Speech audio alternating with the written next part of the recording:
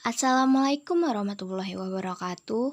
Perkenalkan, nama saya Amanda Saputri dari kelas 10 Farmasi 1 SMK Negeri 5 Pangkal Pinang.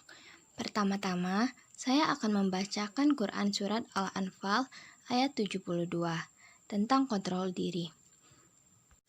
A'udzu billahi minasyaitonir rajim. Bismillahirrahmanirrahim. Innal ladzina amanu wa hajaru wa jahadu bi amwalihim wa anfusihim fi sabilillah wallazina awaw wa nasaru ulaika ba'duhum awliya'u ba'di wallazina amanu wa lam yuhajiru malakum min walayatihim min syai'in hatta yuhajiru wa innistansorukum fidaini fa'alaikumun nasru illa ala qaumim bainakum wa bainahum minsaq wallahu bima ta'maluna basir. Artinya, sesungguhnya orang-orang yang beriman dan berhijrah serta berjihad dengan harta dan jiwanya pada jalan Allah dan orang-orang yang memberikan tempat kediaman dan pertolongan kepada orang-orang muhajirin. Mereka itu satu sama lain lindung melindungi dan terhadap orang-orang yang beriman tetapi belum berhijrah.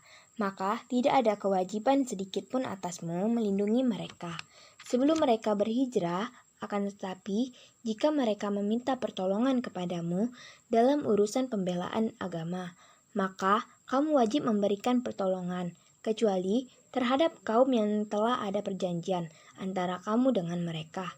Dan Allah Maha melihat apa yang kamu kerjakan. Shadaqallahul azim. Latar belakang, pengenalan alat-alat praktikum penting dilakukan guna untuk keselamatan kerja dalam melakukan proses penelitian. Selain itu juga, pengenalan alat praktikum bertujuan agar mahasiswa mengetahui nama dan fungsi dari alat-alat tersebut. Alat-alat praktikum sangat dibutuhkan dalam proses penelitian ataupun praktikum terutama dalam proses praktikum kimia. Ada banyak sekali alat-alat yang digunakan dan mempunyai fungsi masing-masing.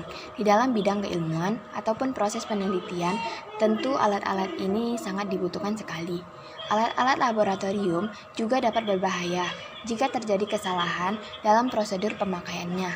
Maka diperlukannya pengenalan alat-alat laboratorium agar penggunaan alat tersebut dapat dipergunakan dengan fungsi dan prosedur yang baik dan benar, sehingga kesalahan yang terjadi dapat diminimalisir sedikit mungkin. Hal ini penting agar mendapatkan hasil penelitian yang baik dan benar. Data-data yang tepat akan meningkatkan kualitas penelitian seseorang. Dalam praktikum pengenalan alat-alat laboratorium dan alat-alat sterilisasi akan dijelaskan secara detail mengenai fungsi dan spesifikasi masing-masing alat tersebut. Sterilisasi adalah usaha untuk membebaskan bahan-bahan dari mikrobia yang tidak diinginkan. Jika alat-alat sterilisasi adalah alat yang digunakan untuk membebaskan suatu bahan atau alat lain dari mikrobia yang tidak diinginkan. Pada umumnya, kegiatan praktek laboratorium diarahkan pada supaya agar mahasiswa dituntut untuk menguji, memverifikasi, atau membuktikan hukum atau prinsip ilmiah yang sudah dijelaskan oleh dosen, asisten, dosen, atau buku teks. Sejarah perkembangan alat-alat laboratorium. 1. Alembics merupakan alat penyulingan yang terdiri dari dua tabung yang terhubung. Tabung kimia ini pertama kali ditemukan Jabir Ibnu Hayyan. Sejarawan sains memperkirakan Jabir menemukan alat itu pada abad ke-8 Masehi. Ini merupakan alat penyulingan pertama. Papar Duran, Ensiklopedia Hutchinson menyebut alembic sebagai alat penyulingan pertama yang digunakan untuk memurnikan seluruh zat kimia. 2. Conical measure atau tabung ukur. Marcel Clagett dalam karyanya The Skins of Mechanics in the Middle Ages mengatakan conical measure merupakan peralatan laboratorium yang ditemukan Abu Rayhan al-Biruni pada abad ke-11 Masehi. Muhammad Rozanskaya and Islevinova dalam tulisannya bertajuk Statics juga menyatakan bahwa conical measure pertama kali ditemukan al-Biruni. Conical measure adalah salah satu peralatan laboratorium yang terbuat dari bahan kaca, berupa sebuah cangkir berbentuk kerucut, dengan torehan di atasnya yang berfungsi untuk memudahkan penuangan cairan. 3. Termometer. Robert Brevald dalam bukunya The Making of Humanity menjelaskan bahwa termometer ditemukan oleh Ibn Sina pada abad ke-11 Masehi. Termometer adalah sebuah alat untuk mengukur temperatur atau suhu dengan berbagai jenis prinsip yang berbeda. 4. Laboratory flux. Menurut Robert Hall, laboratory flux atau botol laboratorium pertama kali diperkenalkan al-Biruni. Botol atau termos laboratorium ini biasanya terbuat dari kaca bening. Botol ini digunakan untuk menampung cairan yang akan digunakan atau diuji di laboratorium. Selain itu, alat ini juga digunakan untuk mengukur isi bahan kimia, mencampur, memanaskan, mendinginkan, menghancurkan, mengedapkan, serta mendidihkan dalam penyulingan zat-zat kimia. Alat-alat pelindung diri laboratorium. 1. Jas laboratorium berfungsi melindungi tubuh dari percikan bahan kimia. 2. Kacamata laboratorium berfungsi melindungi mata dari percikan bahan kimia. 3. Sepatu laboratorium berfungsi melindungi kaki dari bahan kimia. 4. Pelindung muka berfungsi melindungi muka dari partikel kecil yang melayang di udara. 5. Sarung tangan berfungsi melindungi kulit dari bahan kimia. 6. Masker berfungsi melindungi pernapasan dari resiko paparan gas, uap, debu, atau udara terkontaminasi atau beracun, korosi, atau yang bersifat rangsangan. 7. Pelindung telinga berfungsi untuk melindungi telinga dari suara peralatan. 8. Penutup kepala berfungsi melindungi atau mencegah jatuhnya mikroorganisme yang ada di rambut dan kulit kepala petugas. 9. Chemical respirator berfungsi untuk mengadsorpsi klor dan gas atau uap zat organik. 10. Sabuk pengaman berfungsi melindungi diri dalam ketinggian. 11. Pelindung tubuh berfungsi melindungi seluruh tubuh dari percikan api. 12. Penyumpat telinga berfungsi melindungi telinga dari kebisingan dari suara yang dikeluarkan peralatan. 13. Respirator berfungsi melindungi pernapasan dari paparan debu. 14. Mechanical filter respirator berfungsi untuk menangkap partikel-partikel zat padat, debu, kabut, uap logam, dan asap. Deskripsi alat-alat laboratorium. Alat-alat laboratorium. Laboratorium adalah salah satu pusat segala aktivitas ilmiah yang meliputi riset, eksperimen, dan pengukuran. Ada beberapa jenis laboratorium, di antaranya adalah laboratorium kimia, laboratorium biologi dan fisika, dan lain-lain. Peralatan laboratorium yang dipakai di setiap laboratorium ada yang sama dan ada pula yang berbeda. Semua memiliki jenis peralatan khas yang sesuai dengan fungsi dan kegunaannya masing-masing, termasuk peralatan laboratorium kimia dan biologi. Mereka memiliki alat khasnya tersendiri. Di antaranya, alat-alat laboratorium kimia adalah gelas ukur, gelas beker, labu ukur, tabung reaksi, dan plat tetes. Dan alat-alat laboratorium biologi di antaranya adalah mikroskop, kaca pembesar, loop, stetoskop, termometer digital, anatomi manusia, dan sebagainya. 1. Gelas beker. Prinsip kerja wadah larutan. Skala pada badan gelas digunakan untuk mengukur larutan secara tidak teliti. Fungsi sebagai tempat melarutkan zat, tempat memanaskan, dan tempat menguapkan larutan atau air. 2. Corong. Prinsip kerja membantu memasukkan cairan dalam suatu wadah dengan ukuran mulut kecil. Fungsi digunakan untuk menyaring zat cair atau sampel padat. 3. Batang pengaduk. Prinsip kerja mengaduk larutan atau suspense dalam wadah. Fungsi digunakan untuk mengaduk larutan atau suspensi yang umumnya berada pada gelas kimia, Erlenmeyer atau tabung reaksi. 4. Pipet ukur. Prinsip kerja memipet cairan secara kurang teliti dan tidak masuk dalam perhitungan pada penetapan kadar. Fungsi digunakan untuk mengambil, memindahkan, atau memipet sejumlah volume secara teliti. 5. Desikator. Prinsip kerja mendinginkan, mengeringkan, atau menyimpan zat dan bahan. Fungsi digunakan untuk mendinginkan bahan atau menyimpan zat atau bahan yang harus dilindungi terhadap pengaruh kelembapan udara. 6. Pipet volume. Prinsip kerja memipet atau memindahkan volume cairan dengan teliti atau seksama. Fungsi memipet atau memindahkan volume cairan dengan teliti. 7. Gelas arloji. Prinsip kerja wadah penimbang zat padat. Fungsi wadah penimbangan zat padat dan untuk menutup labu pada proses pemanasan. 8. Buret. Prinsip kerja buret harus bersih, kering, dan bebas lemak sebelum digunakan. Sebelum titrasi dimulai, pastikan tidak ada gelembung udara di bawah keran karena menyebabkan kesalahan saat melakukan titrasi. Fungsi memberikan secara tetes demi tetes sejumlah volume larutan yang diketahui dengan teliti pada proses titrasi. 9. Labu Erlenmeyer. Prinsip kerja labu Erlenmeyer dengan tutup asa digunakan untuk mencampuran reaksi dengan pengocokan kuat. Sedangkan labu Erlenmeyer tanpa tutup asa biasanya digunakan untuk mencampurkan reaksi dengan kecepatan lemah. Fungsi labu Erlenmeyer tanpa tutup asa digunakan untuk titrasi dengan pengocokan kuat, dihubungkan dengan alat ekstraksi, alat destilasi, dan sebagainya. Labu Erlenmeyer tanpa tutup asa digunakan untuk titrasi dengan pengocokan lemah hingga sedang. 10. Tabung reaksi. Prinsip kerja sebagai wadah larutan, beberapa memiliki tutup yang digunakan untuk meletakkan sampel atau darah. Fungsi mereaksikan larutan untuk memanaskan sampel atau cairan.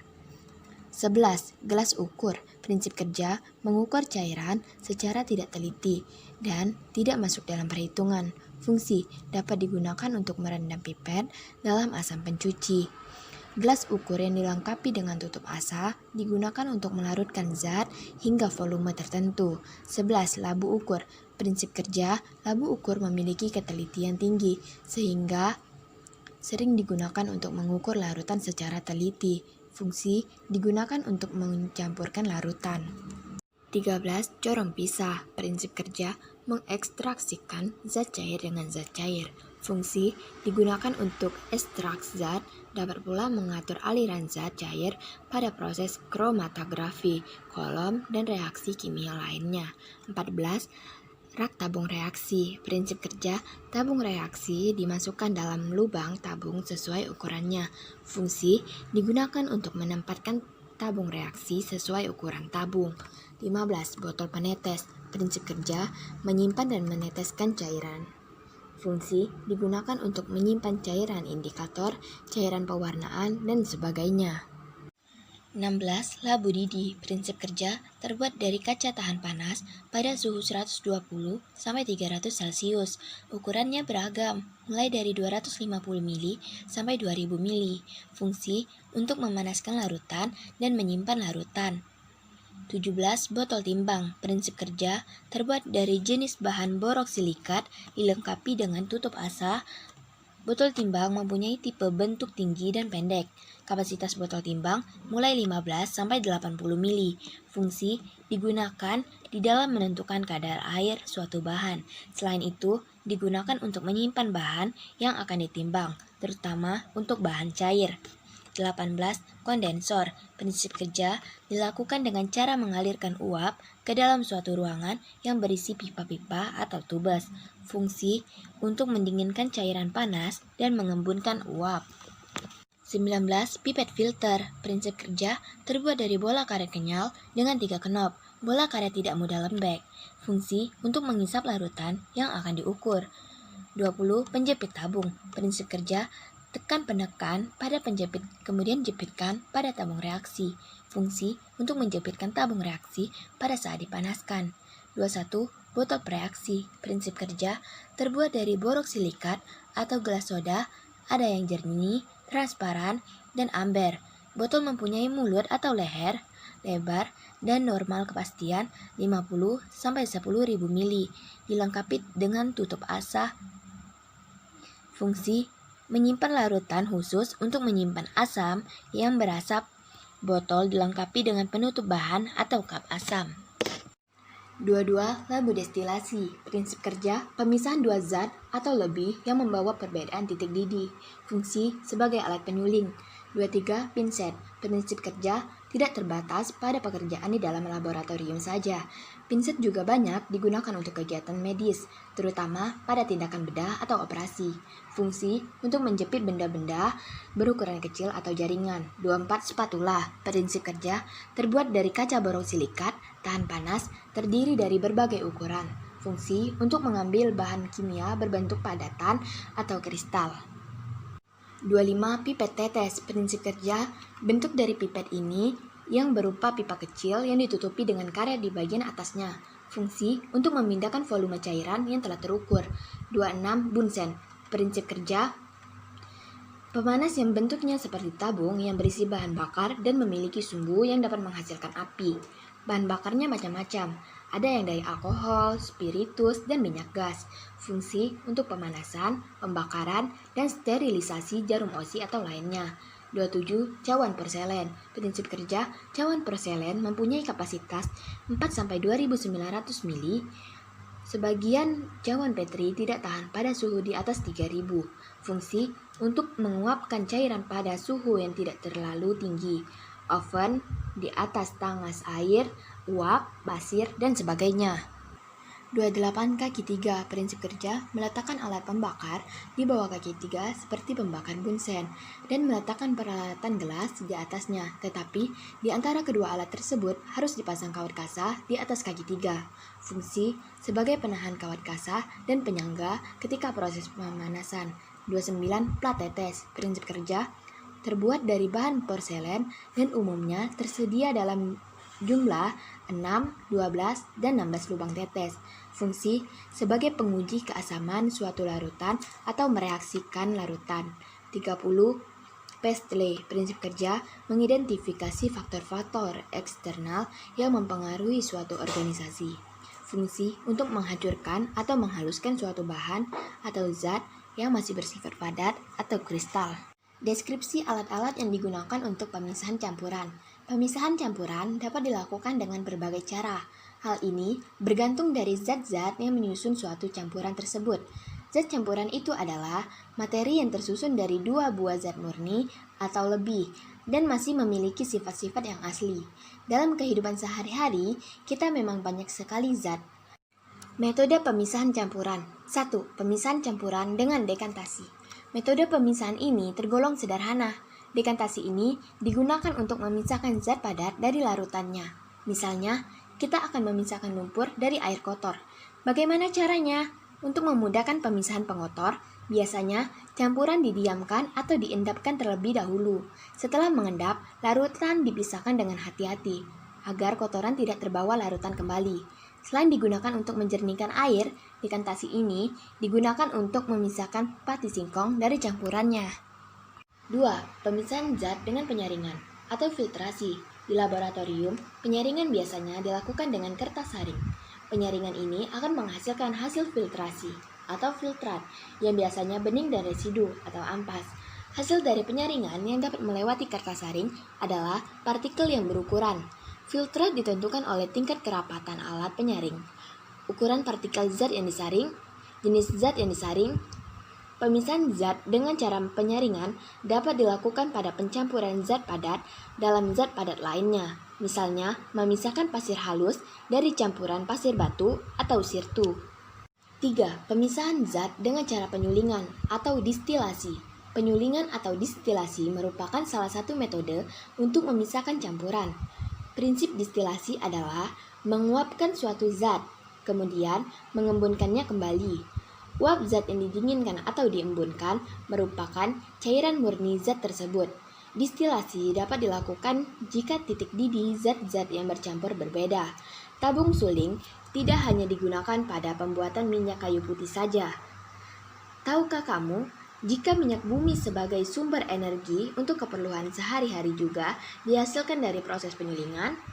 Gambar, skema pemisahan campuran dengan penyulingan atau destilasi. Gambar, skema destilasi bertingkat pada minyak. 4. Pemisahan zat dengan cara sublimasi. Sublimasi merupakan metode pemisahan campuran dengan menguapkan zat padat tanpa melalui fase cair terlebih dahulu. Misalnya kapur barus yang berubah dari wujud padat menjadi gas. Teknik ini digunakan untuk dua zat yang satu menyumblim sehingga kotoran yang tidak menyumblim akan tertinggal. Selain kapur barus, zat yang mengalami sublimasi adalah amonium klorida dan iodin. 5. Pemisahan zat dengan penguapan atau evaporasi. Penguapan atau evaporasi merupakan salah satu cara untuk memisahkan garam dapur dari air laut. Mau tahu tentang pemisahan zat dengan penguapan? Mari kita lakukan kegiatan berikut ini. Petunjuk kerja, isi tabung reaksi dengan air laut atau larutan garam dalam air. Kemudian, tuang larutan tersebut melalui kertas saring ke dalam beker gelas. Tuang kembali larutan yang telah disaring. Pengelompokan bahan kimia berbahaya. 1. Bahan kimia beracun adalah bahan kimia yang dapat menyebabkan bahaya terhadap kesehatan manusia atau menyebabkan kematian apabila terserap ke dalam tubuh karena tertelan lewat pernapasan atau kontak lewat kulit. Contoh, arsen triklorida, merkuri klorida, kalium sianida, hidrogen sulfida, dan metanol. 2. Bahan kimia korosif adalah bahan kimia yang karena reaksi kimia dapat mengakibatkan kerusakan apabila kontak dengan jaringan tubuh atau bahan lain. Contoh, klor, belerang dioksida, asam klorida, asam sulfat, soda, dan api. 3. Bahan kimia mudah terbakar adalah bahan kimia yang mudah bereaksi dengan oksigen dan dapat menimbulkan kebakaran yang amat cepat. Dapat juga menimbulkan ledakan. Contoh, al-alkil fosfor, fosfor putih, hidrida, asetilin, eter, alkohol, aseton, benzena, dan logam natrium. 4. Bahan kimia mudah meledak adalah suatu zat padat atau cair atau campuran keduanya yang karena suatu reaksi kimia dapat menghasilkan gas dalam jumlah dan tekanan yang besar serta suhu yang tinggi sehingga menimbulkan kerusakan di sekelilingnya. Contoh, dinamit, 2,4,6 trinitrotulen, 2,4-dinitrotulena, dibenzoil peroksida. 5. Bahan kimia oksidator adalah suatu bahan yang mungkin tidak mudah terbakar tetapi dapat menghasilkan oksigen yang dapat menyebabkan kebakaran bahan-bahan lainnya. Contoh, hidrogen peroksida, kalium klorat, kalium permanganat, asam nitrat, amonium nitrat. 6. Gas bertekanan adalah gas disimpan di bawah tekanan baik gas yang ditekan maupun gas cair atau gas yang dilarutkan dengan pelarut di bawah tekanan. Contoh, gas yang terdapat pada jalur perpipaan. 7. Bahan kimia berbahaya. Untuk bahan padatan cair gas yang jika kontak atau inhalasi atau oral dapat menyebabkan berbahaya terhadap kesehatan pada tingkat tertentu. Contoh, piridin, etilen glikol diklorometan. 8. Bahan kimia karsinogenik. Untuk menunjukkan paparan jangka pendek, menengah, panjang, atau berulang dari bahan ini disebabkan karsinogenik, teratogenik, mutagenik, toksisitas THD sistem reproduksi, gangguan saluran pernapasan. Contoh, benzena, benzidin, asbestos, naftilamin, senyawaan nikel, firliklorida, warfarin, roacutan. 9. Bahan kimia berbahaya untuk lingkungan. Untuk bahan yang dapat merusak atau menyebabkan kematian ikan atau organisme akuatik lain, bahan yang dapat merusak lapisan ozon dan bersifat persisten di lingkungan. Contoh, tributil timaklorida, tetraklorometan, dan petroleum benzena. 10 bahan kimia iritasi untuk bahan padatan atau cair jika kontak secara langsung atau terus-menerus dengan kulit atau selaput lendir dapat disebabkan iritasi atau peradangan. Contoh, amonia, kalsium klorida, asam dan basa encer. Menjelaskan penggunaan alat di laboratorium dengan menggunakan deskriptif teks. Pipet bola digunakan untuk menyedot dan mengeluarkan larutan. Tanda S pada tanda pipet bola digunakan untuk menyedot larutan, dan tanda X digunakan untuk menghilangkan cairan. Sedangkan pada A digunakan untuk mengembalikan bentuk tengah pipet bola ke bentuk semula bentuk aslinya. Cara penggunaan pipet bola dengan menekan rambu tadi. Tabung reaksi digunakan untuk reaksi sejumlah kecil bahan kimia. Beberapa di antaranya memiliki diameter 1 cm dan tinggi 4 cm. Kondensor digunakan untuk menganalisis lemak dan protein.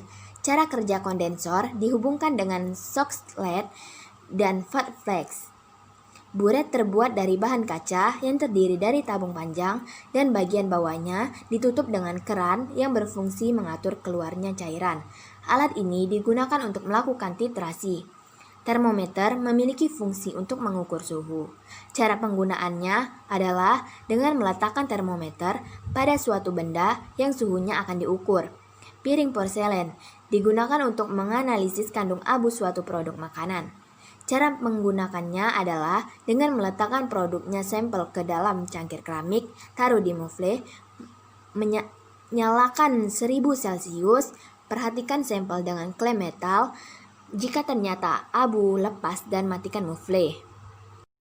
Kesimpulan, dari keterangan di atas dapat disimpulkan bahwa ada berbagai macam alat laboratorium dan alat pelindung diri laboratorium yang digunakan, beserta fungsinya.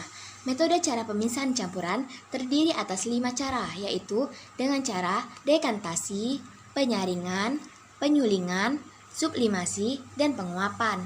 Dapat diketahui juga ada berbagai macam bahan kimia, seperti bahan kimia beracun, korosif, mudah terbakar, mudah meledak, oksidator, gas bertekanan, kimia berbahaya, karsinogenik, bahan kimia untuk lingkungan, dan bahan kimia iritasi. Sekian dari saya akhiri dengan wabillahi taufik wal hidayah. Wassalamualaikum warahmatullahi wabarakatuh. Terima kasih.